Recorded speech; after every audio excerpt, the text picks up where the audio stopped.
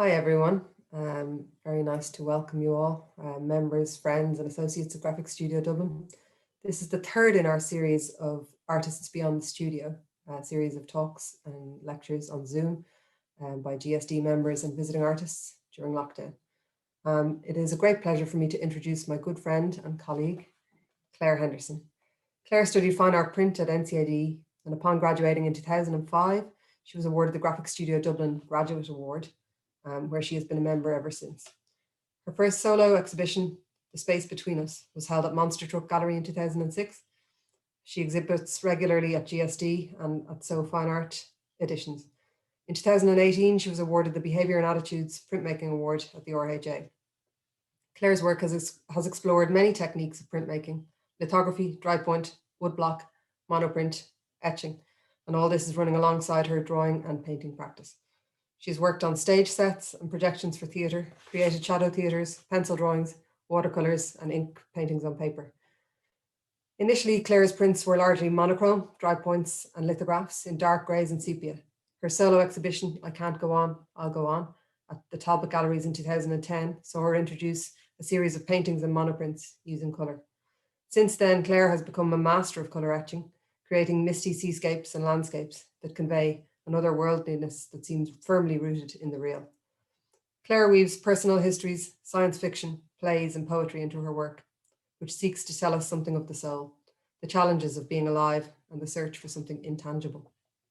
I hope that Clare will tell us today some of the fascinating stories behind her work, what drawing, painting and printmaking mean to her, and maybe if we go down any technical rabbit holes, she might give us an insight into some of the processes behind her muted and mysteriously glowing etchings. Thanks, Clare. Thanks, Niamh. That's a lovely introduction. Today, so when Niamh asked me to talk to you guys, I thought a nice thing to talk about would be my inspiration and how that happened and where it came from. So that's why I've called this Stories and Mysteries, because that's something that I think about a lot in my work. So Niamh's introduction was very close to how I'm going to talk to you guys about my work for the next few minutes. I'm kind of going to go back in time a little bit. So in 2005, I graduated from NCAD and I was awarded the Graphic Studio Graduate Award. And that meant that I had years membership in GSD, and I got some support, technical support from Robert and materials. It was amazing, and it completely guided my career up until now. That same year, kind of the next year, I got an exhibition in what was then Monster Truck Gallery, and I was always kind of interested in gesture, the figure, how you can tell stories through a figure, how you can tell emotions through a figure. And because I was always really interested in theatre, I studied English in college for a year before I went to NCAD. And I always really loved theatre, especially Beckett and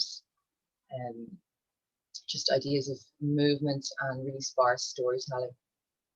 So I put this in because this was in my graduate show, and I wanted to show you what I meant by gesture. This is a self-portrait, and it was based on this book I found in the library about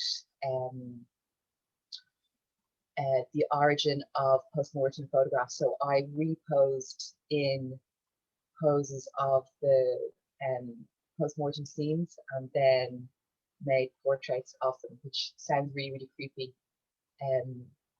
But I was just really interested in these poses and these photographs and these crazy photographs that people were taking of really horrendous scenes. So I wanted to put that in to show you my interest in drawing and gesture. And then I made this a couple of years later. This is called Ibsen Was Right. And I discovered Ibsen in college, and his kind of interest in existentialism and storytelling. And this is from a series I made of photographs I took of people jumping up and down on trampolines to get the look of people falling. And I used to do that a lot, take photographs of people doing certain poses so I could draw them in kind of freeze frame. And then I just kind of over the years built up a bank of all these different photographs of people in different gestures that I actually still use. Like I still go back and use those different gestures. Over the years, I started kind of painting a bit more. I discovered acrylic ink painting because I wasn't very good with watercolor, which really changed things for me because it allowed me to think about printmaking in color. Because up until then, I'd only been working in black and white, not just in printmaking, but drawing as well, like a lot of pencil drawing, and which obviously then led to dry point. But when I started painting in acrylic inks, then I started thinking about etching in color. And at this point, myself and Eve were teaching etching. So it only made sense for me to make my own etchings. So this is where I started getting really into stories, personal stories, as opposed to that kind of existential idea of the story of the story of a human, some kind of exploration of the soul. I started getting really into collecting certain kinds of stories. This is called Ghost Car from the Sugarloaf. It's a painting I made for an exhibition that you've mentioned in the solo exhibition I have in the Talbot Gallery. But I wrote Martin's dad underneath to remind me to tell you the story about my friend Martin's dad. So a friend of mine was staying with us for a while. He was making a short documentary about his dad.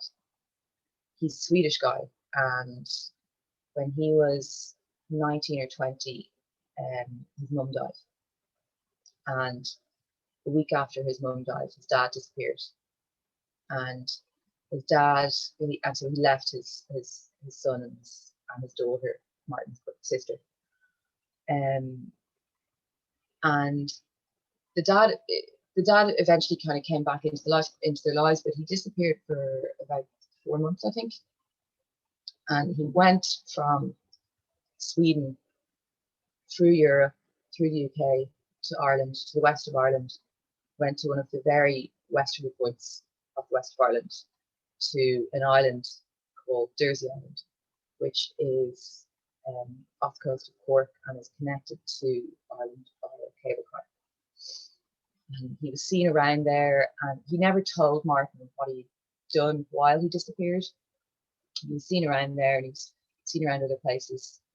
And so years later, when Martin was making documentaries and kind of working through the emotions that came up from his dad disappearing, he came to stay in Ireland and then made a doc, retraced his dad's steps and made a documentary about it. And that's why he was staying with us. And the story really captured me. It was so emotive, so sad, but so full of them. You can absolutely understand why Martin's dad did that, because he was grieving, and just something really interesting about that separation, but also the connection and the retracing of the steps years later, I found really fascinating. Also, I had never heard of Dursey Island, and so that kind of really sparked something in me about islands and about the connections between places. And so years later, myself and we went to visit Dursey Island, which was something that was an amazing trip, and really, really, again, informed my work. This is a painting called Red Faces, All Apologies. I'm just going to zip through it really quickly. It's a painting from that time, and that informed my etchings later that you see. So in 2012, James McCreary asked me to be in an exhibition with himself and John Bean, and he was doing work about the sea at the time, and so he asked me, because I was making work about the sea, to carry on with that. So I started making etchings about the sea based on all these stories that I had. So this is actually called Waiting in a Moment. I wrote that wrong. There's a different one called Waiting in a Storm. And it was one of the first colour etchings I made, and it was so great to exhibit with James. John, it was so cool. James took a chance on me, and that's another one that's again showing you the connection between my painting and my printing, that I'd made that painting first and then made the etching a couple of years later. And now I do that basically all the time. I'd make a little painting to plan out what I'm going to make an etching of. So my paintings aren't really particularly very, very good or anything. It's just, they're just kind of plans really of kind of what to do next. Then islands and seas started kind of taking on a whole new meaning for me. This is from an exhibition that myself and Neve and Yoko were in 2016, excuse me, 2016, called Islands and Other Seas. And so it's still thinking about stories and connections through time. I made an etching of this lighthouse because it's the set from John Carpenter's film The Fog, which was made in 1981 or 82. And this is Port Grey's Lighthouse, which was built in 1870. So I was really interested in that idea of something symbolizing loads and loads of different things. The lighthouse in The Fog, in John Carpenter's The Fog, is a radio station, which is also something that I adore, like radio and communication.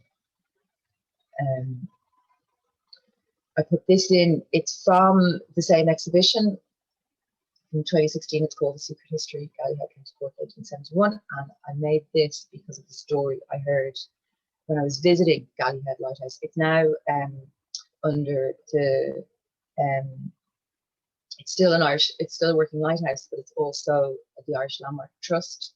And so you can rent it out and stay there. I was staying there with some of my friends, and Jared, the lighthouse keeper, who invited us to stay when he was showing us around, told us that we could do a tour of the lighthouse, which I jumped at the chance to do and pestered him until he actually was up there straight away. So I got to actually go up inside a lighthouse and look at the lamp, and he explained so many fascinating things that I kind of didn't really fully understand. But lighthouses are just so fascinating and amazing. The connection from so far away, and their safety involved, and they're fascinating, and they're also really just the structure is quite beautiful. But there was one story that stuck out when he was giving us the tour, and that's why I made this piece. That's why I was struck to make this piece, and that's why there's no lighthouse in the piece. So the Joseph Sprott was a ship that ran aground in 1869 or 70.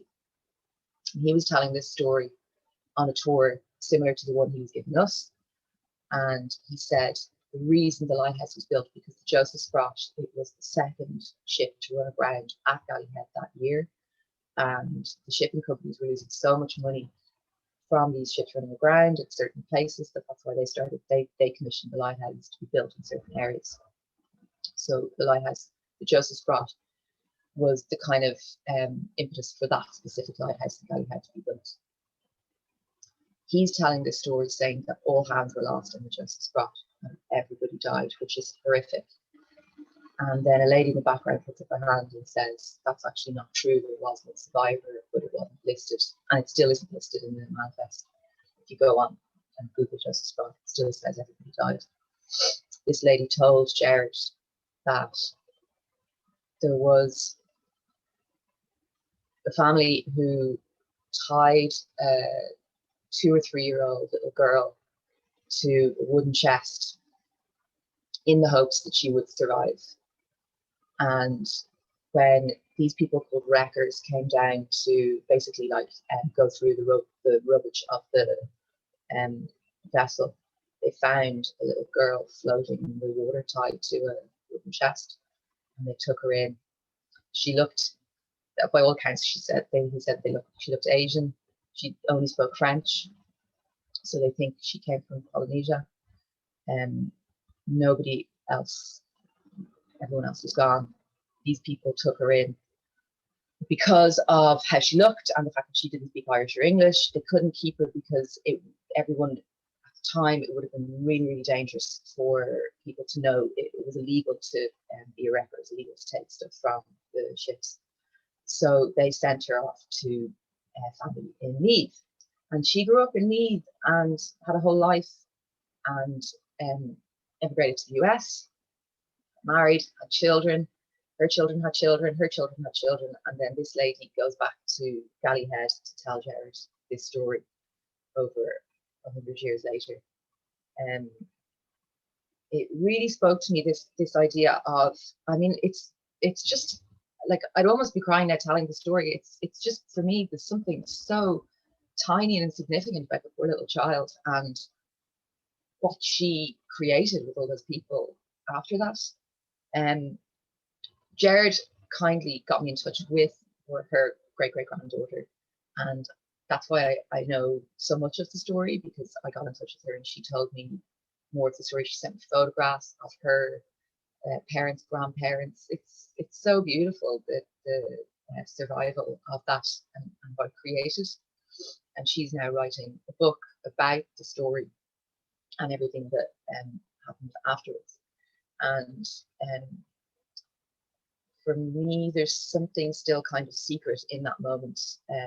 We'll never know that little girl's life previous to that moment where she was found. So that's why it's a secret history. The next year, after that exhibition that I had with Niamh and Yoko, Islands and Other Seasons 2016, I had an exhibition in So Fine Arts with Niamh and Scott called Inside Worlds, and I started making larger etchings for that, still thinking about stories. And I was lucky enough I've got a friend who is a marine biologist, and he circumnavigated the Antarctic in 2016, and he's a really good photographer, and he took loads of photographs as that research trip was happening, and gave me all his photographs to work from. So this is a photograph that Giuseppe Soaria is his name, that Giuseppe took of Bluebet Island when he was there. So it's kind of like a virtual tour for me. Like, I like working from images that I've taken, and sometimes that isn't possible because I want to talk about something that's really, really out of my grasp. But with this kind of stuff, with like information that Giuseppe gave me, I feel there's kind of a nicer connection. Like, he's my friend, but also I know the person that was there, so I kind of feel it's just slightly different for me than just getting a photo off Google image and working from that, or working from composites of photographs. This is called The Mystery of Bluebet Island, because Giuseppe told me this story. Bluebet Island is one of the most remote islands in the world. It's in the Antarctic ring, or just near it, but it's very inaccessible. There's nobody living on it. It's basically a massive glacier. It's snowy all year round, but it's really interesting for scientists because it's so remote.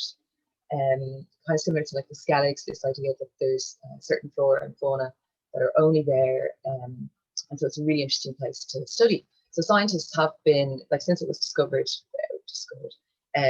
by, it was really a couple of years ago, scientists have been going there and using it as a base of study for certain animals, and also for seawater and things like that. In the 60s, a group of scientists arrived on the island, and there was a boat there in the middle of the island, in a lagoon in the middle of the island. They didn't find any people, they didn't find any IDs or anything like that, they didn't find anything macabre, but there is no understanding of how that boat got there. There's different theories, but none of them really check out. The boat looks quite like James Caird, which is a boat that, which is one of the boats that the Shackleton party used as a lifeboat. So it's kind of like, you know, that kind of curved kind of shape, but much bigger wooden. But there's no, it's not the James Caird, and they don't really have an understanding of how the boat got there. It also, that island being so remote that there's scientists can't figure out. I'm not gonna be able to figure it out, but that's the mystery. It's kind of like, in certain circles, kind of a bit of a famous mystery, and I just love that idea that there's a mark there, that there's some kind of human mark or remnant left on the island inexplicably. So I made a etching about that, and then, sorry, no, it's half 11 now, and then I made a companion piece, which is same size plate and same kind of process, just different colors, and telling a slightly different story, which is more kind of about more mysterious things, like strange occurrences in the South Seas, like strange lights and things like that sailors have reported over the years. I think that's where I'll leave it. If anyone has any questions or anything like that. Well, that was lovely, Claire. Thanks a million. Yeah, I don't know, I hope I didn't race through stuff. I just had a couple of stories I wanted to tell. So no, they're really fascinating. I have a question for you. It's kind of about travel and this year, I guess. Like, travel is really important. Obviously, it's a part of your work. You know, you're constantly going places, and you know, it's definitely refreshing your research and that kind of thing. And I'm just wondering, how have you found it the last year when you can't travel? Have you got notebooks and stuff to fall back on, or is it like, has it changed your practice in any way? Good question. It didn't really bother me that much. Like, I went to the west of Ireland a good bit, and that's like, there's so much there. Like, I could spend my whole life in the west of Ireland and still find new interesting things. I do, though. It's actually a good question, because it just made me think about the fact that I've been thinking more and more about gesture again. So like, I went from like those people that were so big in 2005, 2006 became really tiny, and like those stories were being told through kind of weather events and places. And I think there's like kind of an arc coming back again now, that I'm much more interested in the gesture again, in kind of like zooming in on those people. And maybe that's because I haven't seen that much or traveled that much, that I'm kind of, there's kind of like a slight more inward look again, that I'm thinking a lot about gesture as opposed to place. Yeah. So maybe it has affected me and I didn't even realize. Anne here. Just about Jersey Island, some people who haven't been there, maybe you could explain about the cable car, the significance of the. Oh yeah, great question. Yeah, good point. Yeah, so I was on it 2 years ago, a couple of years ago. I went across, so some people might not have been there. It's so beautiful. It's such a fascinating place. So the people of around Ahli's and like on the mainland used Jersey to graze their cattle and sheep on for hundreds of years. They'd go across, they'd like take their livestock across on tiny little boats. And in the 50s or 60s, I'm not great on that kind of stuff. I think it was in the 50s, a cable car was commissioned to safely bring people across, because Jersey is like, it's got quite a high landing. Like, it's quite difficult to get onto, and it's not really very safe, even though it's a very, very short distance. So some genius came up with this idea of putting a cable car. And actually back then there were more cable cars. Like, there was a cable car in Bray Head. There were more of those kind of slightly more analog things in Europe. And so a cable car was commissioned, and the cable car can take, like, there's even a little notice still on it. It can take 1 cow or 3 sheep, or then like a couple of people. Like it's small.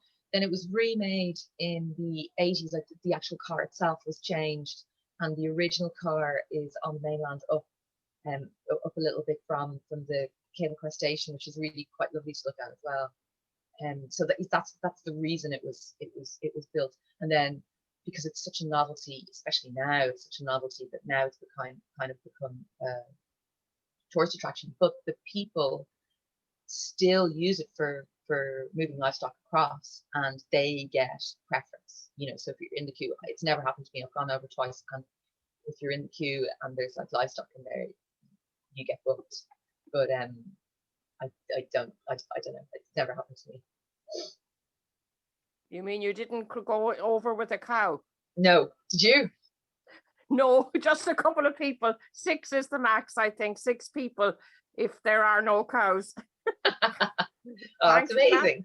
Yeah, it is amazing. Thank you.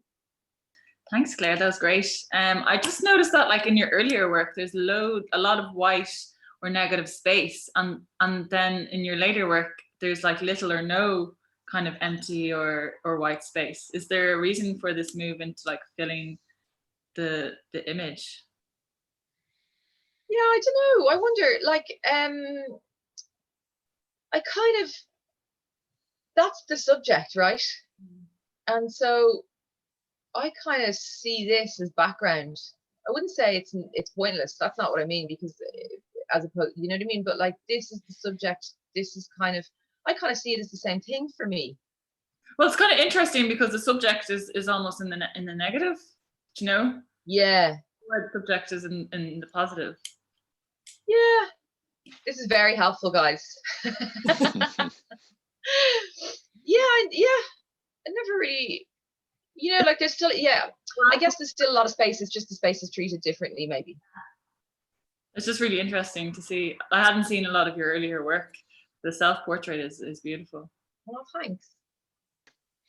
Hi, I'm just looking at the last etching that you put up. Pinks, yeah, that one. Can you maybe talk a bit about your process? I'm looking at it and wondering, is it an etching? How many plates are there?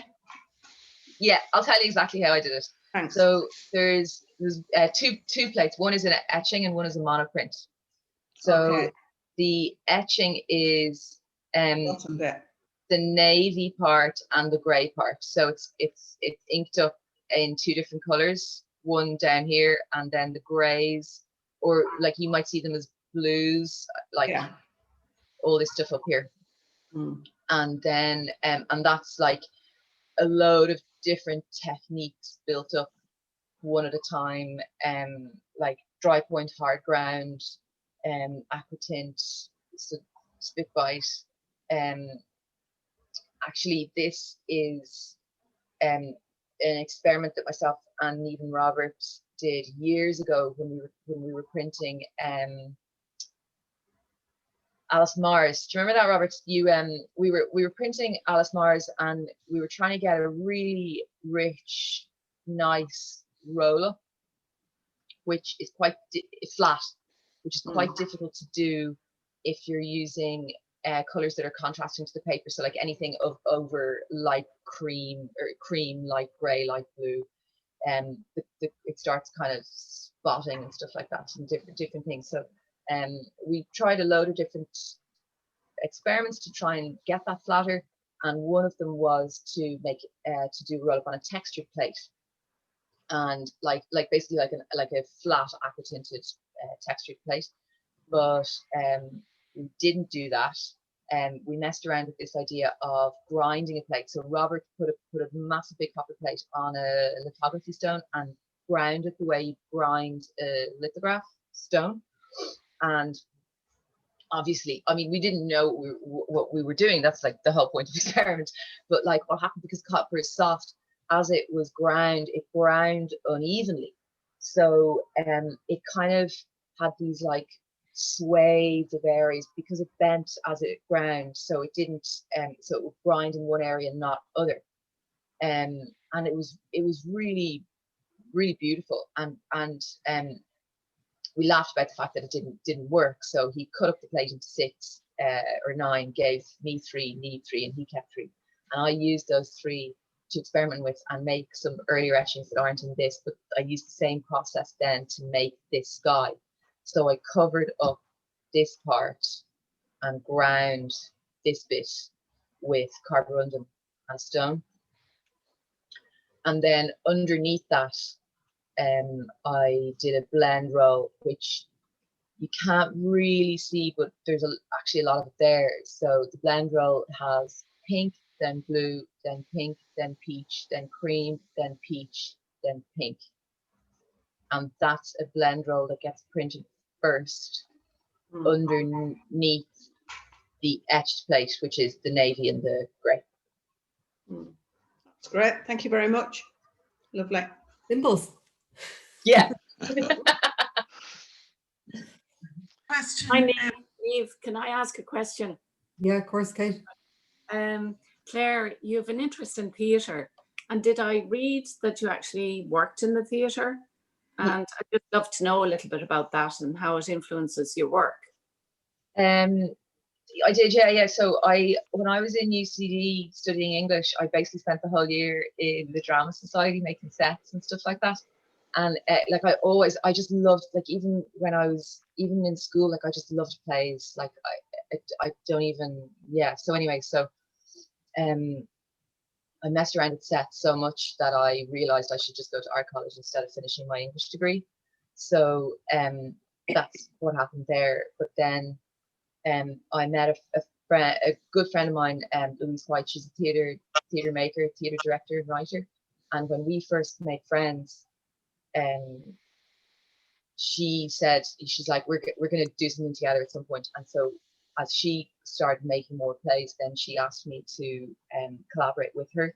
So she got some funding and came up with this beautiful idea for kind of like kind of an apocalyptic kind of play for kids that we devised, where I was the visual artist and she was the writer, and I made paintings in response to her ideas about the landscape of Ireland post-recession, where we had these kind of ghost buildings and stuff like that.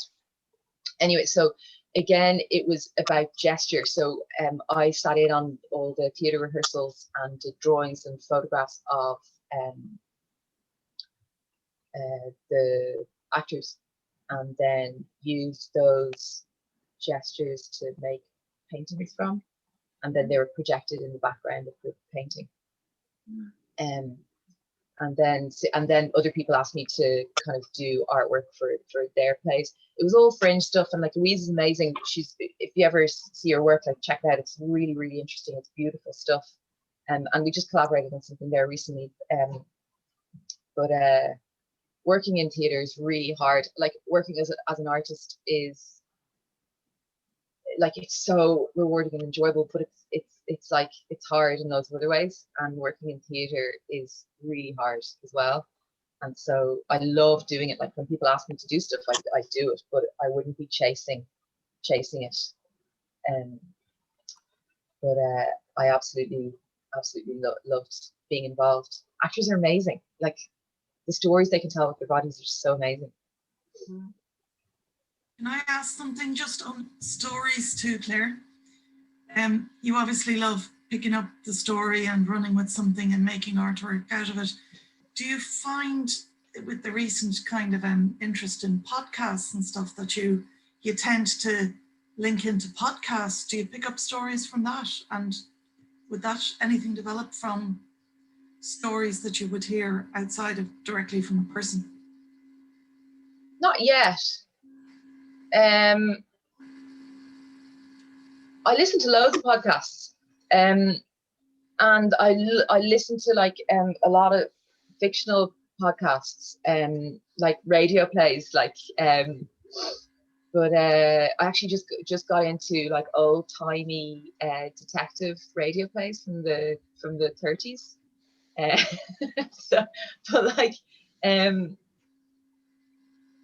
no, I wonder why. There's something about somebody telling you a story personally, and also I really love the written word. So stuff like just words written down, lines of poetry, speeches, fiction, novels, those kind of things. Maybe they just speak to me a bit more because they're written down. I don't know, like I wouldn't, I just haven't yet, but I listen to loads of podcasts, so maybe something. I bet I have, and I just can't think of anything right now. Yeah. But nothing comes to mind, Susan. Yeah. Okay. I just have one more question for you, Claire. What are you doing now? What are you up to now that you can't print? I'm painting. So I've wanted to paint for years, and I'm really not very good at it. I've been painting with acrylic inks because watercolor is too hard for me. I tried watercolor when I left college, and it just turned to mud. I gave it like 3 hours, and it was just like, no, it's not going to work.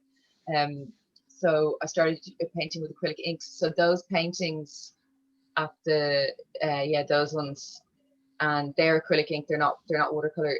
They're amazing because they dry on layers. Like I'm basically making a print using paint, kind of, but like they dry in layers. They don't muddy each other, so they're really beautiful to work with.